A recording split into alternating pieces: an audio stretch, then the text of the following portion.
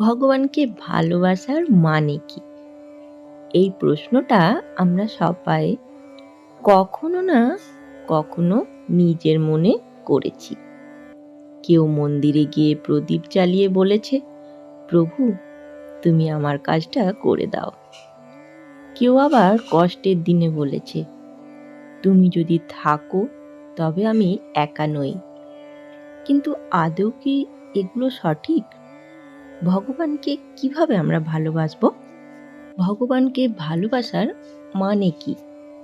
চলুন আজ আমরা শ্রী শ্রী মা সারদা দেবীর সেই একটি বাণী, যার মধ্যে লুকিয়ে আছে ভক্তি ও ভালোবাসার আসল অর্থ, যা দিয়ে আমরা জানতে পারবো ভগবানকে আমরা কিভাবে ভালোবাসবো। আর যেগুলো শোনার পর হয়তো আপনার মন বলবে, আমি আজ নতুন করে ভগবানকে ভালোবাসতে শিখলাম।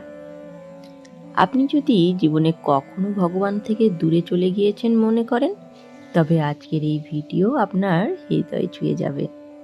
চলুন শুনি মায়ের বাণীতে ভগবানের প্রতি ভক্তি ভালোবাসা কেমন হওয়া উচিত। শ্রী শ্রী মা সারদা দেবী বলতেন, শিশুর মতো মন রাখো, কপটতা রেখো না। ঈশ্বর সহজে তেমন মনের ভেতরেই থাকেন। ভক্তি মানে জটিলতা নয়, সরলতা। যে মন শিশুর মতো, সে মনেই ভগবান আসেন। যেমন শিশুটি মাকে ডাকে, তার মধ্যে কোনো ভয় বা কৌশল থাকে না, তেমনি আমাদের ডাকা হোক নিঃস্বার্থ, নির্মল ও বিশ্বাসে ভরা। মা বলতেন, যে নিজেকে তার হাতে সমর্পণ করতে জানে, সে কখনো হার মানে না। এই আত্মসমর্পণই হলো প্রকৃত ভক্তির দরজা খোলার চাবিকাঠি। অর্থাৎ ভক্তির মূল হলো সরলতা ও আত্মসমর্পণ। মা আরো বলেছিলেন, ভগবানের কাছ থেকে কিচ্ছু চেয়েও না, তিনি যা দেবেন তাই ভালো।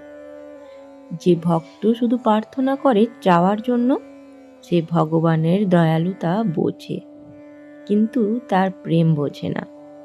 প্রকৃত ভক্ত, প্রভু তুমি যেমন রাখো আমি তাতেই খুশি। মায়ের কথায় ভালোবাসো তাকে যেমন মা সন্তানের ভালোবাসে, বিনিময়ে কিচ্ছু না চেয়ে শুধু ভালোবেসে যাও। এই ভালোবাসাই সত্যিকারের ভক্তির প্রেম। অর্থাৎ মা বোঝাতে চেয়েছেন, ভক্তির ভালোবাসা যেন হয় নিঃস্বার্থ। মা বলতেন, জীবের সেবা মানেই ঈশ্বরের সেবা। তিনি আরো বলেছেন, যে দুঃখী, যে কষ্টে আছে তাকে সাহায্য করো, ওর মধ্যে ভগবানই আছেন। মায়ের এই শিক্ষা আমাদের শেখায়, ভক্তি মানে কেবল নাম জপ নয়, বরং অন্যের সুখ দুঃখ ভাগ করে নেওয়া। যে ভগবানের প্রেমে বিভোর, সে প্রতিটি জীবের মধ্যে ভগবানের উপস্থিতি অনুভব করে। অর্থাৎ এখানে মা বলতে চেয়েছেন, ভক্তি মানে সেবা ও সহানুভূতি। মা বলতেন, অন্যের দোষ খোঁজো না, নিজের ভেতরে তাকাও, দেখবে ভগবান আছেন। তিনি সারা জীবন অন্যের প্রতি কখনো তুচ্ছ-তাচ্ছিল্য করেননি। তার ভক্তি ছিল অপরিসীম সহনশীলতার প্রতীক। তিনি বলতেন, যে দোষ দেখে না সেই ভক্ত। এই শিক্ষা আমাদের মনে করিয়ে দেয়, ভক্তির ভালোবাসা মানে বড় হৃদয়, যেখানে কেউ বাদ পড়ে না, যেখানে শুধু মমতা থাকে। অর্থাৎ এখানে মা বোঝাতে চেয়েছেন, ভক্তির ভালোবাসা মানে সহনশীলতা ও ক্ষমা। শ্রী শ্রী মা সারদা দেবী বলতেন, জগতে সুখ স্থায়ী নয়, যত কম আসক্তি হবে তত শান্ত থাকবে। ভগবানের প্রতি ভালোবাসা মানে এই শান্ত মন রাখা। যখন ভক্তির ভালোবাসা অন্তরে জন্ম নেয়, তখন বাইরের ঝড় মনকে নাড়াতে পারে না। মা বলতেন, যে কৃতজ্ঞতা জানে সে ঈশ্বরের কাছাকাছি থাকে। দিনের শেষে যদি তুমি বলতে পারো, প্রভু আজও তুমি পাশে ছিলে, তবে জানবে তোমার হৃদয়ে ভক্তির আলো জ্বলে উঠেছে। অর্থাৎ এক কথায় বলা যায়, ভক্তি মানে অন্তরে শান্তি ও কৃতজ্ঞতা। মা বলতেন, যত বিপদই আসুক মনে রেখো তোমার মাথার উপর একটা হাত আছে। এই কথাটাই ভক্তির আসল শক্তি। ভগবানকে ভালোবাসা মানে কষ্টে হাসা নয়, বরং কষ্টের মাঝেও বলা, তুমি আছো, তাই আমি ভয় পাই না। এই নির্ভরতা জন্ম দেয় অটল বিশ্বাস, আর সেই বিশ্বাসই থাকে মুক্তির বীজ।